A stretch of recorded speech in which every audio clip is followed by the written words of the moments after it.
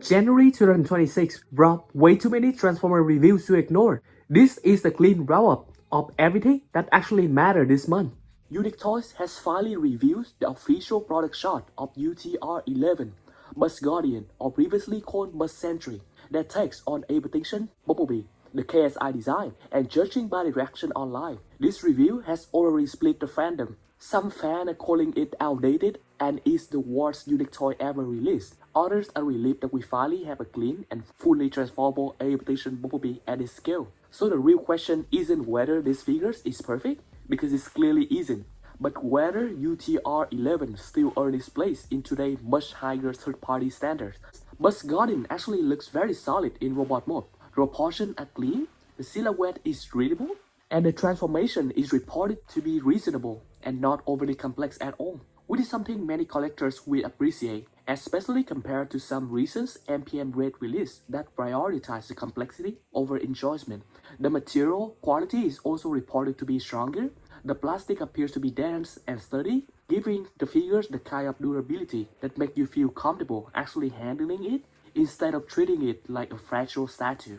The mask head sculpt remains one of the strongest aspects of this release. It looks sharp, aggressive, and convincingly captures Bumblebee on-screen presence. From most angles, this is easily the best masked Extinction Bumblebee that we have seen in a transformable format. But unfortunately, once you move past the initial impressions, the compromise becomes very obvious. When we compare this new update directly to the earlier prototype, the changes are actually very minimal. Outside of the revised unmasked head sculpt, there don't appear to be any meaningful modded update elsewhere on the figures. The chest, the door wings, the torso panels, and overall proportion looks unchanged. There's no obvious upgrade in paint application either, and that opens up a much bigger conversation. It very clearly feels like Unique Toys is deliberately holding back on paint and refinement, likely to keep the production cost and final retail price as low as possible. This isn't just a design choice, it feels like a business strategy, especially when you consider how aggressive KO companies have been copying Unique Toys mold and modifying them slightly, and then profiting off those changes with heavier paint application. In other words, Unique Toys may be choosing to compete on price and availability instead of visual refinement. The regular B head is definitely improved as Unique Toy promised previously, with sharper molding details on the face and noticeable change on the forehead, with clear attempts to change the head from basing off the 2014 concept art head to be basing off the final movie head design. The unmasked head, while improved compared to the earlier UT attempts, still suffer from the same long-standing issue. It's based on the concept art rather than the final CGI model. That results in a noticeably elongated head shape, an oversized forehead, and proportion that simply don't match what we saw on screen. This is especially frustrating because it feels like a conscious choice, not a limitation. Then there's the chest design, which is one of the most criticized aspects of these figures, and for good reason, because both UTR-11 Buzzardian and UTR-09 Red Dasher rely on a flat, underside chest that lacks the layered mechanical details that we have seen in the CGI model. On Bumblebee, this issue stands out even more because the character torso is such a focal point on Extinction and is in bright yellow colors. The side panels and torso surface are also noticeably clean, almost too clean, missing the dense mechanical texture that modern collectors now expect at this scale. And while robot mode looks tiny from the front, the shoulder door swing remains largely untouched, continuing to be one of the most obvious visual compromise of this design. But here is the important part though. Despite all of these flaws, UTR-11 is still the cleanest, fully transformable Extinction Bumblebee that we currently have. There is no better alternative for this specific design at the moment. No other companies has stepped up to tackle Extinction Bumblebee design with a comparable scale, transformation, or overall finish. So while it may not meet today's absolute best standards, it still fills the gap that no one else is filling right now. If UTR-11 represents the fully transformable, high engineering approach to Extinction Bumblebee, the next review takes a complete opposite direction.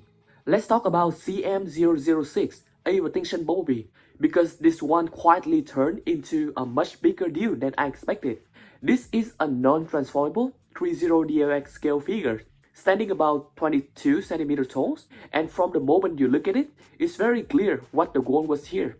Absolute shrink accuracy first, with articulation, and finish doing the heavy lifting instead of transformation engineering. CM006 follow the familiar 30 DLX formula, meaning it does not transform, but instead focus on articulation, proportion, sculpted details, and pen application.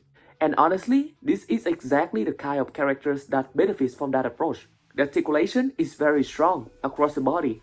You getting individual finger articulation, a proper ab crunch, expressive shoulder and hip movements, and enough range to hit dynamics and aggressive Extinction style pose without fighting the joints. One detail I really appreciate is that the vehicle mode ties are made of rubber, which adds a premium feel and helps sell the realism when you're viewing the figures up close. Proportions-wise, CM006 is very faithful to the Extinction KSI Bumblebee model. He's slender, narrow through the waist, arms, and thighs, with correctly oversized feet, shoulders, and head to balance the silhouettes.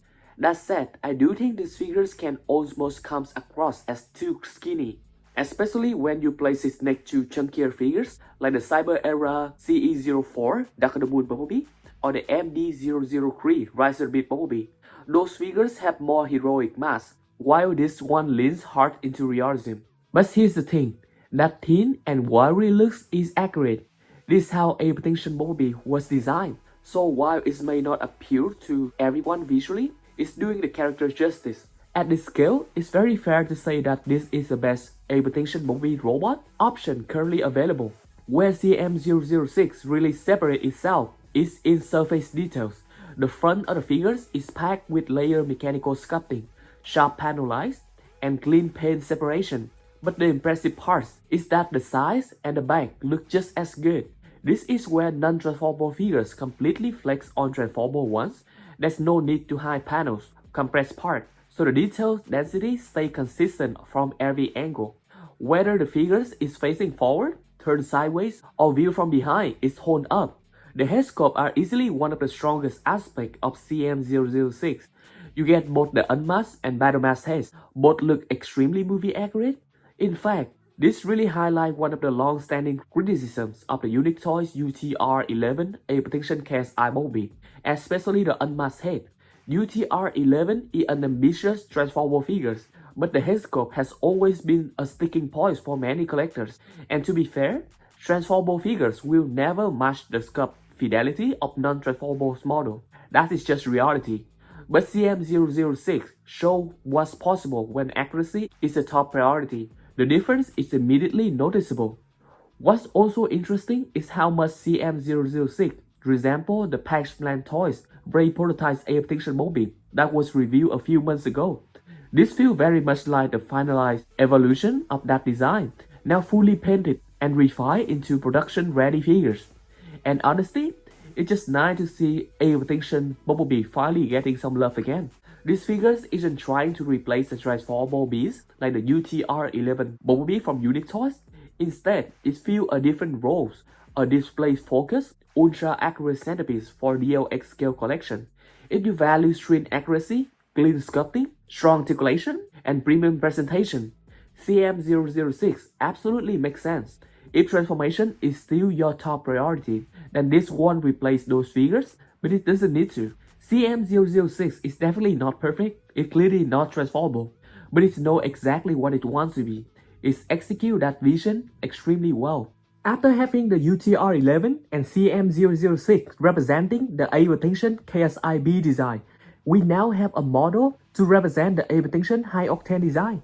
The third-party High Octane Bumblebee, which was originally reviewed as a study series scale sample, is now officially being released under the Byway brand. TW1038 is not study series scale. Based on early in-hand footage, it's clearly oversized, and once you look closer, it becomes obvious that this is no longer a straight carryover that the original study series scale sample.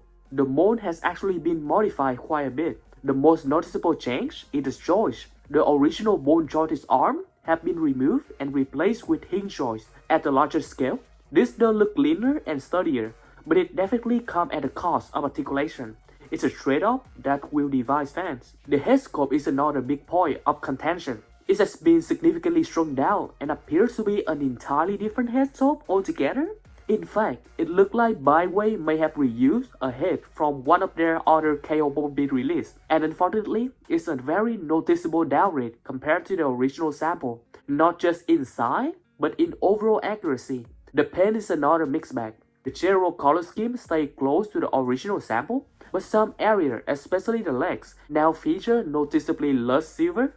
On the flip side, additional paint has been added elsewhere, including the top panels on the robot mode, and more prominently on the vehicle mode, with extra orange striping and the SS lettering on the hood. The wheel spin that were visible on the sample are now completely hidden, and the rims are painted in a clean metallic silver, which is a nice upgrade.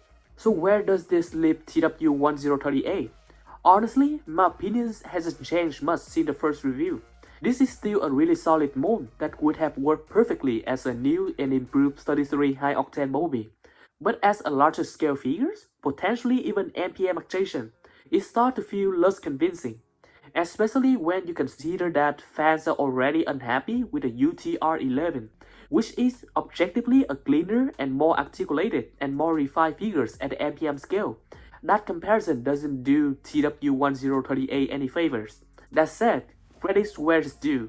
The transformation appears to pull inspiration from both the study series and MPM version, resulting in a robot mode that looks really impressive, looks really clean from nearly every angle. So while TW1038 may not be the definitive high-octane Bumblebee that many fans were hoping for, it's still an interesting release, just one that feels caught between the scale and expectation. With Extinction Bumblebee absolutely dominating January, it's easy to forget that Bayverse MPM collectors also have news. Takara has officially revealed the fully painted promotional model of MPMN-01 Sideswipe, marking the first real look at what the reborn movie masterpiece line, or MPM Next Line, is going to look like moving forward. Right away, I honestly do not think that these figures look that bad at all. In fact, the overall proportions are much stronger than a lot of people expected. From the front, Sideswipe reads very clean, very accurate, and the balance between the silver paint and the black plastic works extremely well here. The silver finish does a lot of the heavy lifting, helping the sculpted details stand out and giving the figures a much more premium presence than the earlier unpainted prototype suggested. The head sculpt also benefits significantly from the final paint. What previously felt slightly undersized now looks far more proportional in the official photos. In terms of accessories and articulation, MPMN-01 Sideswipe coming in strong. X-Hands appears to have 3 individually articulated fingers, which is a nice touch for excessive posing. The wheels on the feet are also fully rollable, staying faithful to one of Sideswipe's defining on-screen traits. Sideswipe will include both of his blaster, both of his arm plate, as seen throughout the Bayverse trilogy. On top of that, Takara is including special effect part as well. Interestingly, these are sliding motion effects rather than the traditional blast effects like we have seen with recent MPM release, which actually suits Sideswipe's fast and aggressive fighting style very well. The vehicle mode looks excellent in those official shots. The Corvette Stingray silhouette is clean, sleek, and very striking in silver. Panel alignment looks solid. The paint coverage is far better than many previous MPM Autobots. That said, the weapon storage in vehicle mode now looks a bit awkward and visible, which is something that will likely divide opinions. One important detail we can now fully confirm is the wheel caps. Earlier prototype image made it unclear whether they would be painted, but the final promotional photos clearly show that the wheel caps are painted in the same silver as the car body. That alone helps the vehicle mode feel far more complete and premium. Takara has also confirmed that MPM-01 Sideswipe will be released in 2 colors variants. The standard Bayverse silver version represents his on-screen appearance, while the G1-inspired metallic red version will also be available for collectors who prefer a more stylized or homemade-based look. Overall, the final product's appearance shows a figure that may not be perfect, but is far more solid, better painted, and more visually cohesive than many people initially expected. As the first release in the reborn MPM or MPM Next Line, this gives us a much clearer idea of what Takara is aiming for moving forward. When the leaked backpack images first surfaced, the backpack immediately became the main talking point for MPMN-01 Sideswipe, and that reaction is understandable. It is not a small backpack, and it is not trying to be invisible. However, context matters a lot here, especially when we compare it to what has come before. If we look at MPM Jazz, his backpack is not meaningfully better. It is bulky, poorly integrated, and paired with weaker articulation and proportion issue throughout the body. Jazz backpack spread outward, break the silhouette from multiple angles, and never really feel like it was designed to work with the figures as a whole. It exists as a mask without offering much structural or visual cleanliness in return. By comparison, MPMN-01 Sideswipe backpack is still large, but it is handled with far more intention. When comparing directly to the CGI model, the backpack is still too big, and that is a fair criticism. The CGI Sideswipe is extremely thin, sleek, and while transforming into a Corvette Stingray, which is one of the most difficult vehicle modes to replicate accurately at the MPM scale. Given that reality, this feels less like a failure and more like a calculated compromise, prioritizing structure, stability, and overall visual balance. Besides MPM and Sideswipe, we also have news about KO Oversized MPM figures. We're finally getting a KO Oversized MPM 15 Brawl, and on paper, this one is exactly what many collectors have been asking for. This figure stands 25.5 cm tall to the head and about 30 cm tall to the top of the turret, which actually put him right where he should be if you follow the common MPM scale logic of 1 cm equaling roughly 1 foot. Considering Brawl is about 25 feet tall in the movie, the math checks out surprisingly well.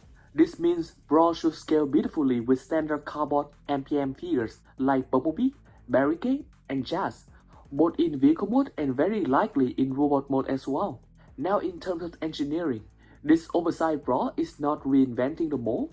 There are no new transformation change, no remolded part, no part farming upgrades like we have seen on other Oversized KOs. What you're getting here is essentially the MPM 15 design scaled up and refined. Where the upgrades come in is the paint, the lighting, and stability. This release features improved paint decoration compared to the original MPM 15. It has a more darker green colors, along with LED lights up eyes, which already adds a lot of presence to a character like Brawl. More importantly, gear joints are reportedly used extensively, especially in the legs. That's a huge win for heavy and wide figures like this. Gear joints mean better long-term stability, stronger posing, and far less fears of figures slowly collapsing under its own weight. Plastic quality and joint tightness are also being reported as solid so far, which is honestly one of the biggest concerns with Oversized release, and a very good sign if true. Accessories-wise, Brawl stick closely to the original MPM 15. The same weapons and attachments are replicated here, just scaled up to match a larger body. So while this Oversized Brawl isn't flashy or experimental, it's does exactly what it needs to do. It gives collectors a properly scaled and more important Brawl that finally feel at home next to larger MPM Optimus Prime figures without introducing new problems, and sometimes that's exactly the right approach. And MPM Brawl was not the only oversized figures we get. The KO Oversized SG-01 Scourge is where things get genuinely interesting. This figure stands around 32 cm tall, which makes it absolutely massive, and more importantly, finally worthy of standing next to oversized Optimus Prime figures like the Lucky Cat Oversized Prime or the BTT-02 Oversized Prime from Brave Toys. This is officially the first Scourge at true KO MPM scale. The company behind it clearly knew this was their chance to go all out. Unlike Brawl, Scourge received major upgrades across the board. Let's start with the head. This release used a yellow part style Scourge head sculpt, complete with LED light-up eyes and a removable mask. The LEDs are button activated, not magnet based, which might actually be a plus for many collectors who prefer reliability over gimmicks. The unmasked heads look just as strong as it did on the yellow part model, sharp, intimidating, and very movie accurate. Even the neck sculpt and proportion look excellent at this larger scale. And it doesn't stop there. This skirt also features full individual finger articulation on the right hand, which is something we usually see on premium non-transforming figures. That alone tells you how far this KO company is willing to go. In fact, the more you look at this release, the clearer it becomes that it didn't just borrow from yellow part, they actively extracted the best element from that design. The head, the shoulders, the back structure, the right articulated hand, and even the left tentacle style hand our own clearly inspired by Yolopard's Scourge approach. What this results in is something genuinely unique, a figure that combines the visual fidelity of a high-end non-transforming model kit with the playability of a fully transformable figure. That's not something we see often, especially not at this scale. On top of that, Scourge received part-forming upgraded shoulder armor and the back components, and this time the shoulder pieces are formed from two separate parts per side, allowing for better accuracy and improved articulation compared to the previous release. The paint application here also feels premium. The vehicle mode features mossy ring tones, while the robot mode carries rusted, battle-worn detailing, very likely inspired by the AMK Pro Series Scourge. And then, that's one of the boldest decisions this scale company has ever made. They included movie-accurate insignia trophies, molded directly onto the truck. Autobots, Decepticons, Massimo, Mercenaries, and even Terrorcons. These aren't decals or separate pieces.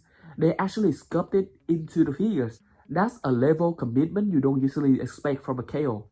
The wheels are not rubber, which is a bit disappointing, but early impressions suggest they still feel solid and roll well enough. The arm plate remains the original 33 style mold without DNA or aftermarket upgrade, so that's one area that still feels slightly underwhelming. An upscale freezer figure is also included. The paint has been adjusted, while the sculpt is decent. The red's eyes don't stand out very well. It's not perfect, but it's still a welcome bonus. Overall, this Scourge release feels like a best of compilation. Yolopard aesthetics, Byway scale up ambition, 33 transformation, and premium KO level paint.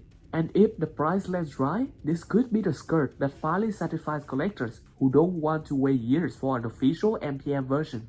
What makes this KO oversized Scourge especially interesting is where it lands in the current Scourge landscape.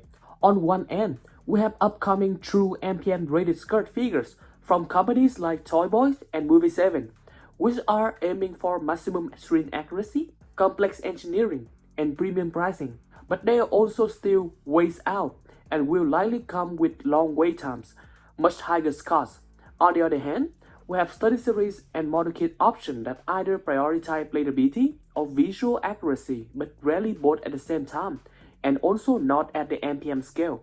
This oversized KO Scourge sits right in the middle. It's not trying to reinvent a Scourge from scratch, but instead smartly borrow strongest elements from existing design and package them with fully transformable, display-dominant figures that actually scale with today's oversized Optimus Prime. For collectors who want something now that looks great on the shelf, doesn't require waiting a year or more for a true MPM Scourge, this could easily end up being the most practical choice on the market, assuming the price lands in a reasonable range. And of course, the biggest news to jumpstart 2026 are for Optimus Primes. So CT-10 is officially ready for mass production. This means this is no longer a prototype showcase or coming soon tease. This figure is now entering the final stage before release, with a Q1 2026 launch window currently expected. And honestly, the upgrades really show. The brand new paint job looks fantastic with a color scheme that's now nearly identical to the Black Apple Optimus Prime. A very amazing figure on its own, including the shiny chrome accent across multiple areas. It gives CT-10 that premium and high-end MPM presence without looking overdone. What's especially impressive is how clean the robot mode looks. The waist, the abdomen, and the back areas are streamlined in a way that most MPM-style Optimus Prime molds still struggle, even with the upgraded version like the LS-03 or Black Apple version. And CT-10 might actually be one of the cleanest execution that we have seen so far. And with this version being released, it will be pretty much the newest best version on the market, at least until before UT, Unique Toys, or Magnificent Mega finally finish with their release. Proportions-wise, CT-10 really stand out. The tall, slim, and slightly elongated silhouette give this Prime a very screen-accurate look. And articulation also appears to be exactly what we would expect from a modern MPM-rated release. Even better, nothing looks bulky or compromised here. I really love the fact that he can actually pull off the superhero landing pose. This is not an easy pose to be pulled off by any of the MPM-related mold version. The jaw tightness is said to be still being fine-tuned at this stage, but that's completely normal right now before the mass production, and is expected to be dialed in probably on the final retail version. So visually, for the vehicle mode, It's definitely another huge win here. CT-10 officially becomes the only second MPM rated Optimus Prime up till now to feature movie-accurate front-mounted antennas in truck mode. The truck mode itself looks nearly flawless, and it finally feels like we're getting to that perfect balance between accuracy and clean engineering without excessive panel mess. And one of the most interesting details though is the transformation. According to some early information, the transformation of this guy is said to be fairly straightforward.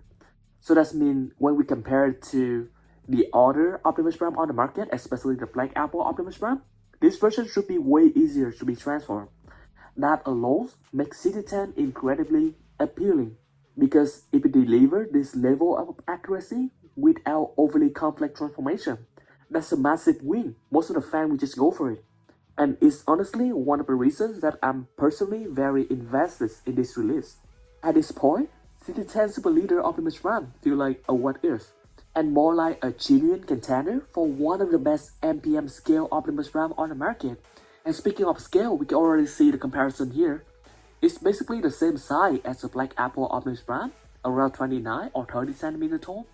And it's gonna be around the same size as the upcoming Unique Toys or Magnificent Mega Optimus Prime that is incoming as well.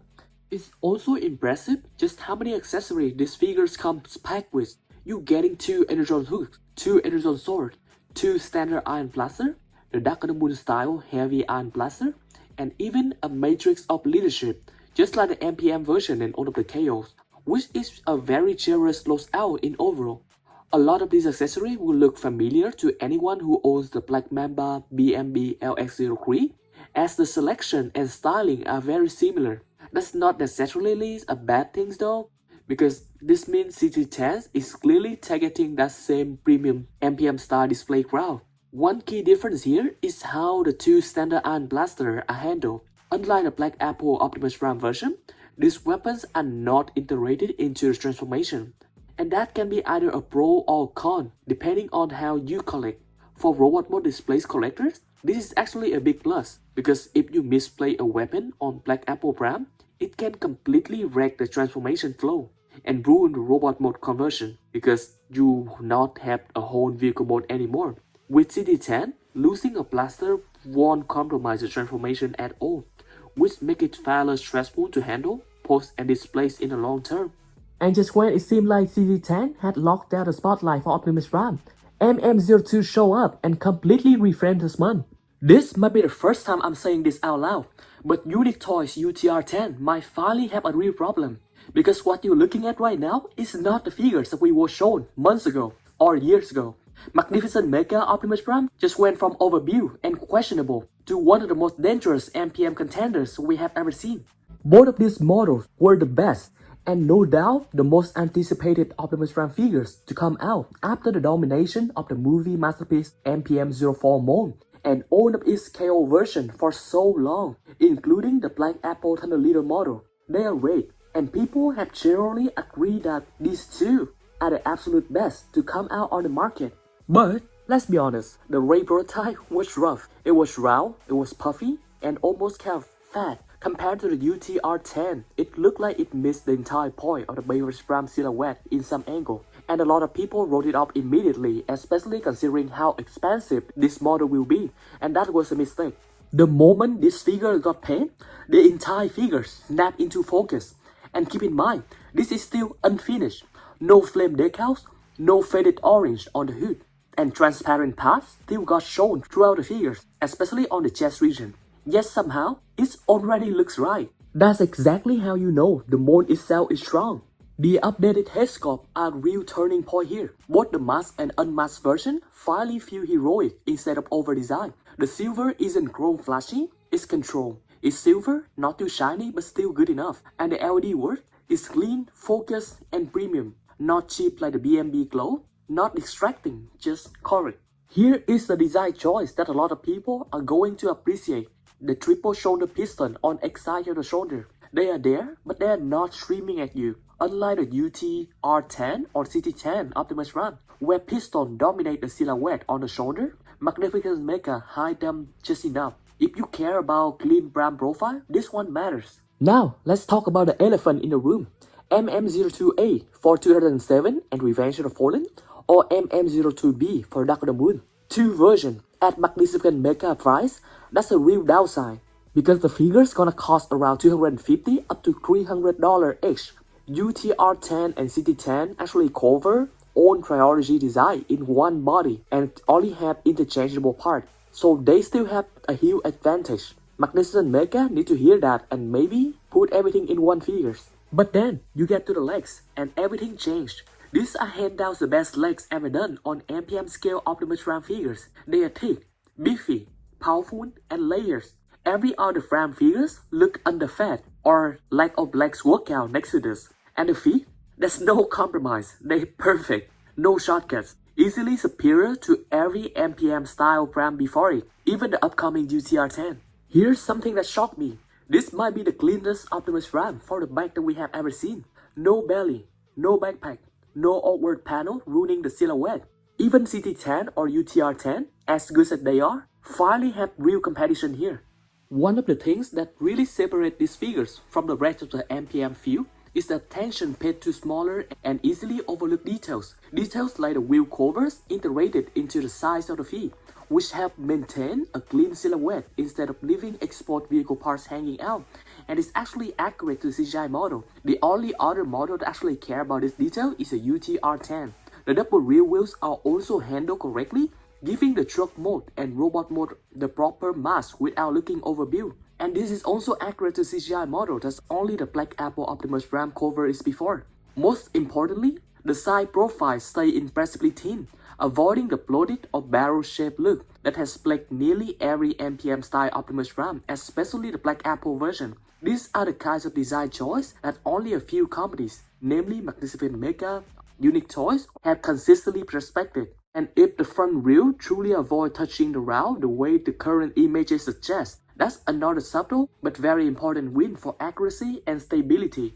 Because generally, all of the MPM-related models all have strapped up front wheel radially just because they are touching the ground directly every time it's posed. What's especially encouraging is that even the early Ray prototype of the truck mode already looks solid. Proportions were correct, the stance felt natural, and nothing appeared overly compressed or distorted. Based on the presence of the double rear wheels, it's very likely that the figures will use the transformable wheel system, maybe similar to what Black Apple version previously implemented. If that turns out to be the case, it means the truck mode won't just be an afterthought, but a genuinely strong alternative mode that holds up just as well as the robot mode. And from the look of it, it already looks very solid. And that's something even some of the most beloved MPM scale Primes still struggle with.